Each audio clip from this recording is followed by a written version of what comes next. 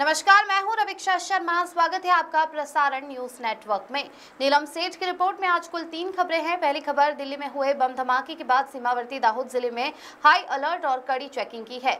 दूसरी खबर, जिले में जनजातीय गौरव यात्रा का जगह जगह गर्मजोशी से स्वागत किया गया। और तीसरी खबर, जिले में सर्दी के मौसम की शुरुआत के साथ ही लोग अलाव और गर्म कपड़ों का सहारा ले रहे हैं।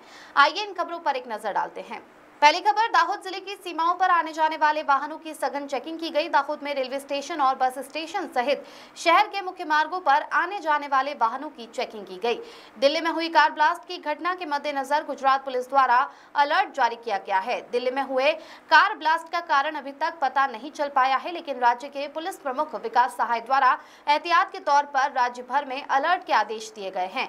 खासकर महानगरों और राज्य के एंट्री एग्जिट पॉइंट्स के साथ साथ शहर और जिले के सभी एंट्री एग्जिट पॉइंट्स पर नाकेबंदी, वाहन चेकिंग, पुलिस पेट्रोलिंग और पुलिस प्रेजेंस के लिए सभी शहर और जिला प्रमुखों को निर्देश दिए गए हैं।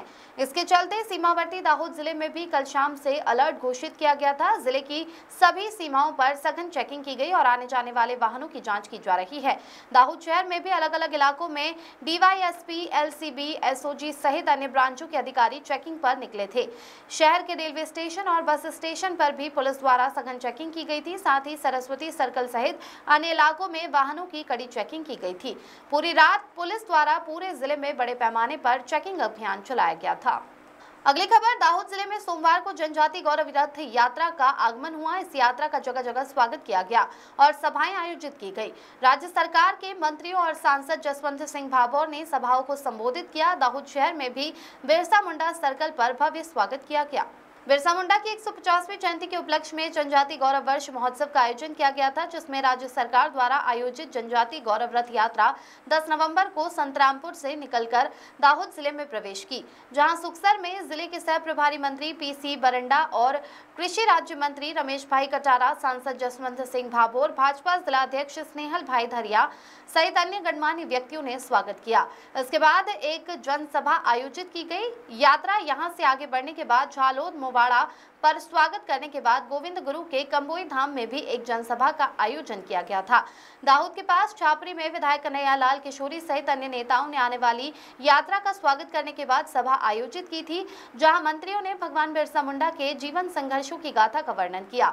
सांसद जसवंत सिंह भाभोर ने कहा कि भगवान बिरसा मुंडा के सिद्धांतों, संघर्षों और उनके द्वारा किए गए संघर्ष से आज की आदिवासी पीढ़ी को प्रेरणा लेनी चाहिए। इसके बाद दाहोद में बिरसा मुंडा सर्कल पर उनकी प्रतिमा पर नेताओं ने पुष्पांजलि अर्पित की और यहां से यात्रा गरबाड़ा के लिए रवाना हुई और रात को लीमखेड़ा में रुकी।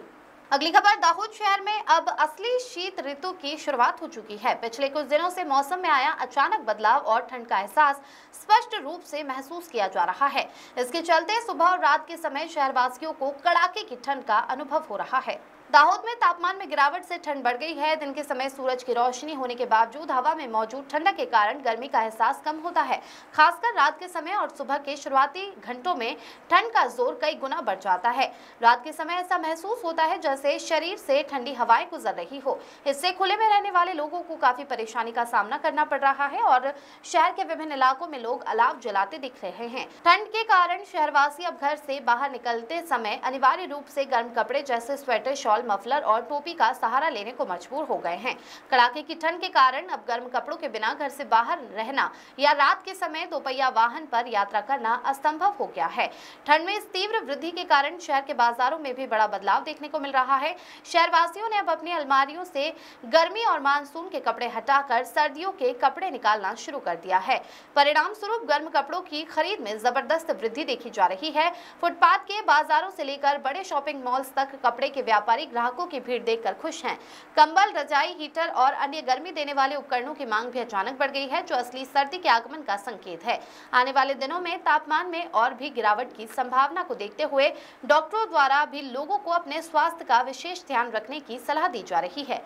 नीलम सेठ की रिपोर्ट।